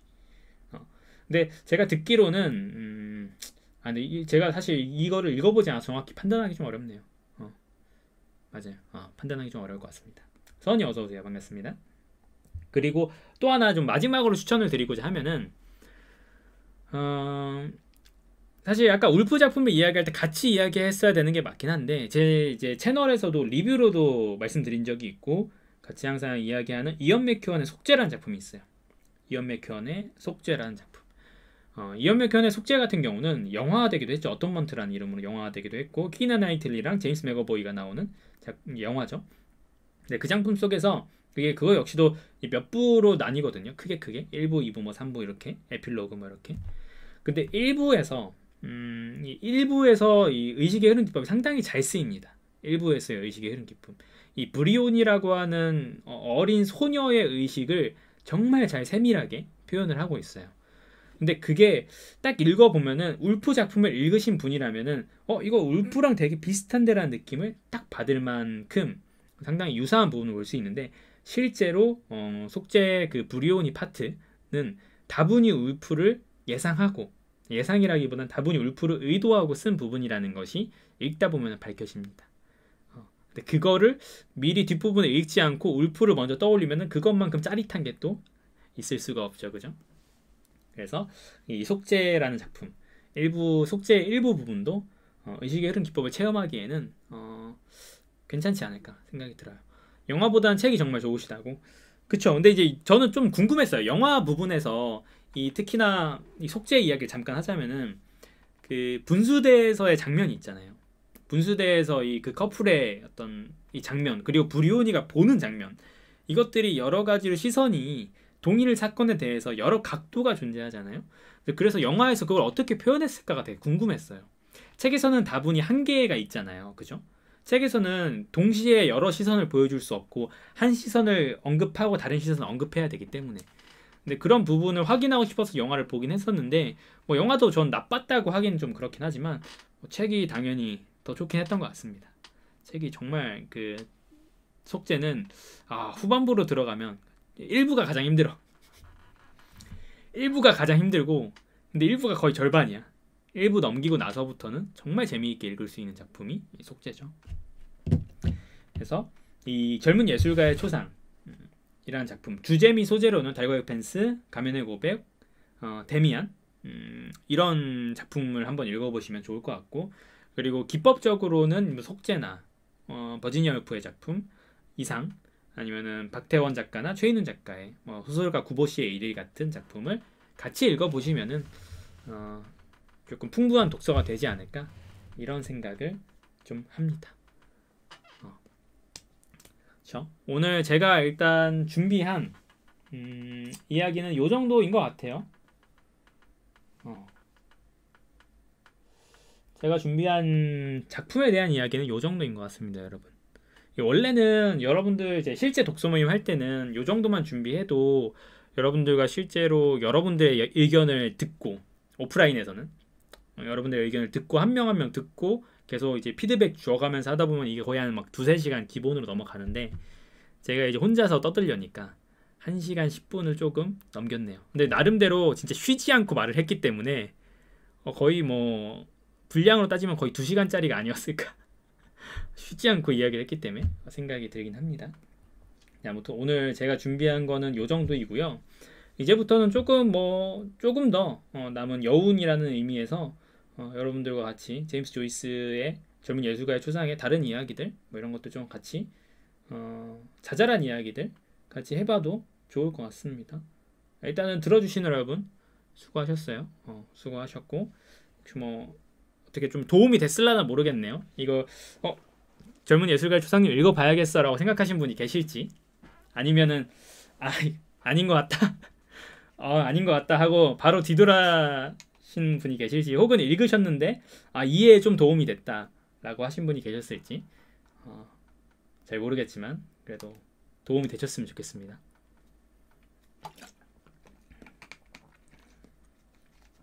수고하셨습니다. 수고하셨고, 뭔가 저는 이제 저 개인적인 이야기를 좀 할 건데, 이 작품을 읽으면서요 제 모습이 좀 많이 떠올랐어요. 제 모습이 많이 떠올랐어요. 조이스의 시가 한 두세 권 정도 있다고 들었는데 저는 읽어보진 않았던 것 같아요. 이 작품 속에서 나오긴 하지만 또 제가 시를 그렇게 많이 읽지 않다 보니까 좀 평가를 내리기에 좀 어려운 부분은 있었던 것 같아. 책폭탄 하나만 골라서 읽어보십시오. 제가 시를 잘 읽지 않다 보니까 조이스의 시를 잘 모르기도 하거니와 찾아보면서 두세 권 정도 이제 제임스 조이스가 시를 낸 적은 있다는 거, 그것만 좀 들어봤던 것 같습니다. 근데 표현이 되게 아름다운 게 많았죠, 그죠? 특히나 바닷가 묘사나 어떤 여인들을 묘사할 때 그런 것들에서 확실히 뭔가 아름다움, 미적 표현 이런 것들이 두드러지긴 했던 것 같아요, 그죠?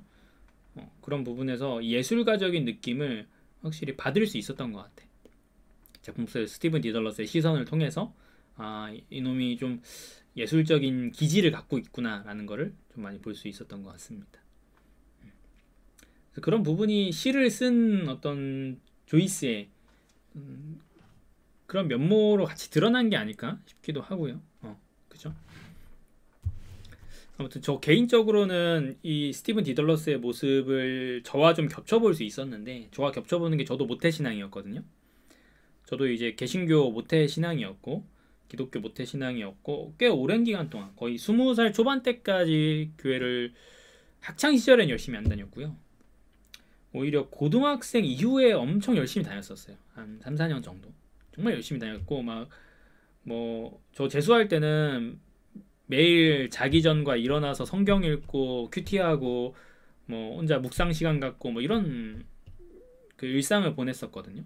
근데 뭐 재수 때는 워낙 심적으로 힘들어서 기댈 곳이 필요하기도 했고 뭔가 내 하루를 조금 차분히 정리하는 면에서 그런 것들도 많이 했었는데, 근데 여기서 이제 스티븐 디덜러스가 보여주는 모습과 마찬가지로 뭔가 어느 순간 회의가 들기 시작했어요. 종교에 대한 회의. 근데 그게 없어지지가 않더라고. 근데 근본적인 믿음에 대한 회의가 생기니까 이게 해결이 안 되는 거예요. 그래서 막 상담도 받아보고 했는데 여전히 해결되지가 않아. 제가 이 스티븐 디덜러스의 어떤 고뇌나 이런 걸 읽으면서 어떤 생각을 했냐면은, 한번 금이 간 유리는 깨어질 수밖에 없다라는 생각을 했어요. 한번 금이 간 유리는 아무리 고쳐보려고 테이프를 붙이고 뭘 하고 하더라도 결국엔 깨어질 수밖에 없다. 그 생각이 들었던 것 같아요. 저 역시도 종교를 가지고 있었던 과거에 한번 금이 가기 시작하니까 이게 깨어지는 거를 시간을 늦출 뿐이지 막을 수가 없더라고. 그래서 근데 그게 결정적으로 작용했던 계기가 뭐냐면요, 사실 되게 속물적인 거고 제가 잘못 종교를 이해한 거기도 하지만 이 이야기 많이 해서 재수 끝나고 했어요. 재수 끝나고 원서가 다 떨어졌을 때, 성적이 잘 나왔는데 원서를 썼는데 3개가 다 떨어져서 어쩔 수 없이 삼수를 하게 되었을 때, 저는 그때 이제 뭔가 제 안에 있는 무언가가 무너지는 느낌을 받았어요. 내가 1년 동안 노력했고 뭔가 그게 그 결과도 나쁘지 않았다고 생각했는데, 정말 기도도 많이 했고 기복신앙으로 제가 오해를 한 거긴 하지만 종교를 뭔가 그 순간 이게 한 번에 쫙 무너지더라고요.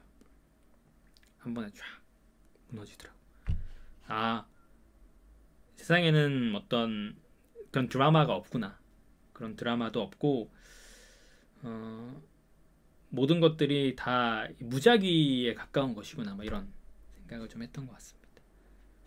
그래서 그 이후로는 교회를 가지 않고 이제 그쵸? 종교를 잃어버렸다고 볼 수 있죠. 근데 저는 여전히 종교를 가진 사람들을 나쁘게 보진 않아요. 특히나 저와 같이 저를 이제 항상 챙겨주고 그랬던 교회 사람들은 너무나 감사해요. 제가 힘들 때 응원해주고 한번 밥이라도 사주고 괜찮냐고 한 번 더 연락해주고 지금도 종종 뭐 명절이나 잘 지내지? 나중에 뭐 대전 오면 한번 보자 이런 식으로 연락 많이 해주시거든요. 그래서 그런 어떤 종교적인 관계는 우리 사이에 끝났다고 하지만 그분들과 저는 어떤 인간적인 관계가 너무 좋아가지고 여전히 그분들의 어떤 앞날을 응원하고 종교 생활을 응원하고 그러긴 합니다. 그래서 좀 비록 저 개인적으로는 종교를 떠났지만 그분들이 믿는 가치, 그분들이 왜 그렇게 믿어왔고 왜 그렇게 믿는지 이런 것들에 대한 것들은 뭐 그렇게 이해하기 힘들다는 아닌 것 같아요. 그죠? 그래서 저는 약간 이 부분에서는 이 조이스 작품 속의 디덜러스가 저랑 좀 많이 닮아 있다. 그런 경험적인 부분에서 그 생각이 좀 들었던 것 같습니다. 누구에게나 근데 특히 아까 나트님이 말씀하신 것처럼 종교를 가진 이들에게 한 번쯤 이제 믿음이 흔들리는 순간이 오면은 비슷한 경험들을 다 하게 되는 것 같아요. 거기에서 이제 나름대로 잘 극복하면은 계속 남을 수 있는 것이고 그거를 극복하지 못한다고 하면은 이제 돌아오지 못한 탕자가 되는 거죠. 탕아? 어제 떠나게 되는 것이지. 그렇게 된다고 좀 볼 수 있고 또 재밌는 게 디덜러스 우리 디덜러스 이야기 해볼까요? 갑자기 또 생각이 나네. 여러분 디덜러스가 이 작품 속에서 화자의 이름으로 나오지만 원래 디덜러스가 뭔지 아십니까? 제 방송을 많이 보시고 이야기를 많이 들으셨던 분들이라면 이 디덜러스가 뭘 이야기하는지 아시리라 생각이 들긴 하는데 작품 속에 사실 주석으로 설명이 되어 있기도 하죠. 장인, 뭐 그쵸, 디덜러스가 장인을 의미하긴 하죠. 근데 디덜러스는 이제 영어식 표현이고 원래는 이제 다이달로스죠, 그죠? 다이달로스. 다이달로스 이야기를 제가 정말 많이 했어요. 한 제 채널에서 생방송에서 한 조금 과장 못하면 10번 넘게 한 것 같아. 3번, 4번 이상 아주 디테일하게 특히 뭐 그 어디냐 살인자의 기억법 옛날에 이야기할 때에도 많이 했었고 그랬는데 장인이라는 어떤 명사적인 의미도 갖고 있지만 이 그리스 인물을 가리키는 다이달로스고 이 다이달로스는 크레테 섬에서 미궁을 만들어낸 인물이죠. 미궁. 미노타우루스라는 머리 있는 소, 하반신의 인간인 그 괴물을 가두기 위한 왕의 명령으로 미궁을 만든 이 건축 장인이 바로 다이달로스죠. 다이달로스. 근데 여기서 또 재밌는 게 하나 있는데요. 다이달로스가 왜 그 미궁을 만들 수밖에 없었는가 한번 생각을 해보면은 미노타우루스가 왜 생겨났냐면요. 크레타 왕국에 크레타 왕이 있었을까요? 왕? 그 왕비가 있었어요. 파비판가하는 뭐 어쨌든 왕비가 있었어. 근데 크레타 왕이 잠깐 해외로 뭐 일을 보러 나간 사이에 포세이돈이 소로 변신해선가 이 왕비를 유혹해요. 흰 소로 변신해서 왕비를 유혹합니다. 왕비가 그 흰 소를 사랑하게 돼. 그래서 여기선 약간 좀 섹슈얼한 이야기가 들어가긴 하는데요. 명장이었던 다이달로스에게 명령을 내려서 좀 만들어 달라고 하는데 파시파예요. 파시파. 뭘 만들어 달라고 하냐면은 정교하게 세공이 된 나무 소를 만들어 와요. 다이달로스가. 안에는 비어 있고 정교하게 세공이 된 흰색 소 모양의 모형을 만들어 옵니다. 그래서 이 파시파의 왕비가 그 안에 들어가서 그 흰소와 포세이돈이 이제 현현한 그 흰소와 교합을 맺어요. 성교를 맺게 되죠. 거기에서 탄생한 아이가 미노타우루스예요. 아까 말했던 머리는 황소, 하반신은 이제 사람인, 그리고 인간을 먹는 괴물이 탄생하게 되는 거죠. 그리고 이제 그 괴물을 가두기 위해서, 이제 미궁을 만들게 되고, 그 미궁을 만들게 시킨 게 이제 다이달로스에게. 어찌 보면은 야, 네가 애당초 그거 만들어서 이렇게 아이 탄생한 거니까 네가 마무리해라 라고 생각할 수도 있을 것 같고요. 그래서 다이달로스가 미궁을 만들게 되죠. 미궁과 미로의 차이도 혹시 아시나요? 이거 제가 여러 번 설명했는데 미로는 보통 메이즈라고 하고, 미궁은 이제 라비린토스라고 이야기하는데, 미궁 같은 경우는 어느 입구로 들어가도 도착 지점이 하나예요. 미궁은 도착 지점이, 그러니까 그 출구와 입구가 하나로 이어지는 게 미궁이고요. 미로 같은 경우는 여러 개의 입구가 있을 수 있어요. 그러니까 여러 개의 출구가 동시에 있을 수 있다는 거죠. 이걸 보통 이제 미궁과 미로의 차이라고 보통 이야기하는데, 어쨌든 미궁을 다이달로스가 만들고 거기 가운데에 이제 미노타우루스를 가둬놓고 주기적으로 공물을 바치죠. 인간을 들여보내서 결국에 걷다가 보면은 미궁이니까 입구로 들어가서 걷다 보면은 반드시 미노타우루스가 있는 곳으로 들어갈 수밖에 없어요. 그래서 거기에서 미노타우루스는 이 받쳐진 인간을 먹고 이렇게 하게 되는 거죠. 거기와 관련된 또 이야기가 테세우스 신화랑 또 이어지는 겁니다.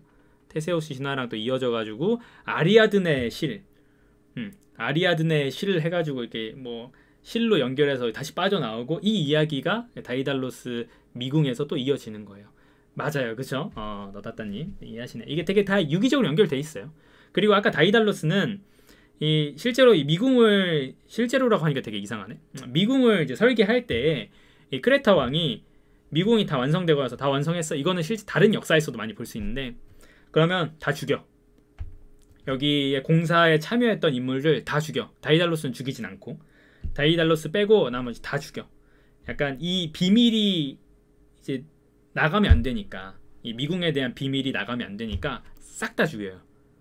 그거는 뭐 다른 역사에서도 종종 건축물 만들고 다시는 그런 거 만들지 못하게끔 죽인다는 뭐 이런 이야기들을 많이 들을 수 있죠.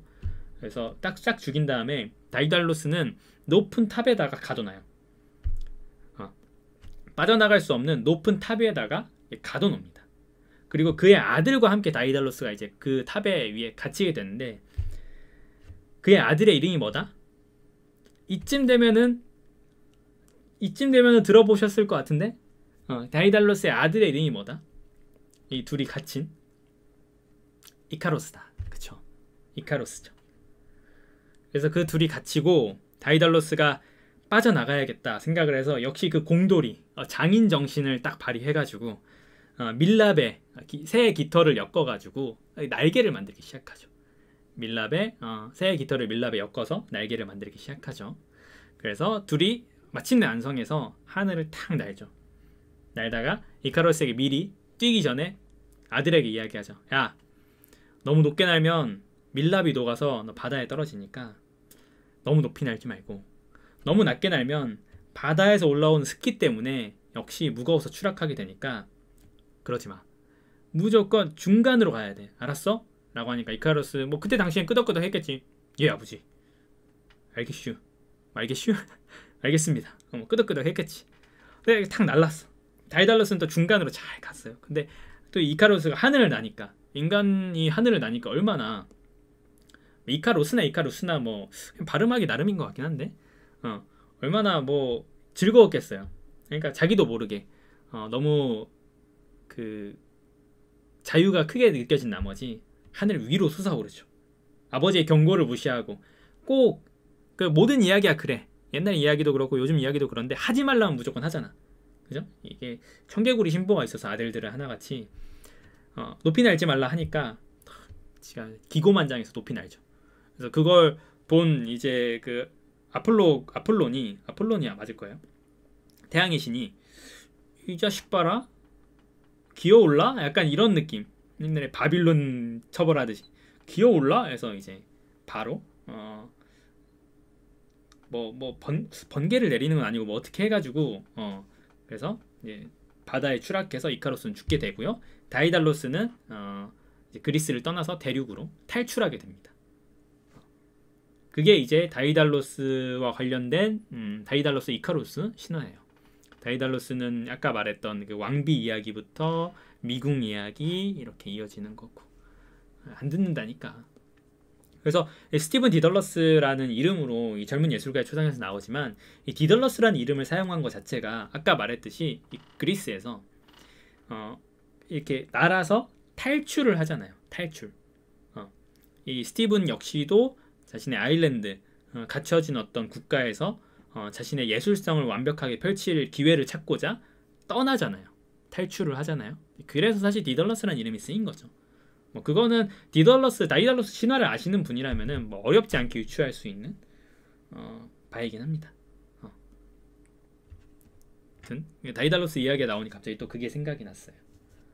이거 뭐 이제 귀에 못이 박힐 정도로 좀 들으신 분이 많으실 것 같은데 기억하십시오. 저도 이제 그리스 신화를 아는 게 거의 없고요. 정말 조금 알아요. 근데 이 다이달로스 신화는 이상하게 제가 옛날에 이제 수업을 들을 때부터 이상하게 제가 듣는 것과 연관이 생긴 경우가 좀 많아서 찾아보고 하다 보니까 이젠 좀 외우다시피 된 거고요. 뭐 아까도 말했던 뭐 이제 살인자의 기억법도 읽다 보면은 자연스럽게 뭔가 이 다이달로스 이야기랑 좀 연관해 볼 만한 지점도 있었고 그래서 좀 그랬던 것 같습니다. 다른 작품들 속에서도 워낙 많이 쓰이는 신화잖아요. 이카로스 신화, 다이달로스 신화가. 그래서 좀 알게 된 거예요. 사실 저 나머지 잘 몰라요. 뭐 테세우스 정도는 조금 알고 뭐 오이디푸스 정도는 좀 안다고 하더라도 나머지 뭐 그 방대한 분량의 어떤 그리스 신화를 다 알지 못합니다. 알아두면 당연히 좋죠. 병원쌤 그러니까 안 듣게 돼. 그 왜 치과 의사들끼리도 그 사랑니 발치한 다음에 술 먹는 데잖아. 치과 의사들도 환자한테는 먹지 말라고 해놓고 자기들은 술 마신대잖아.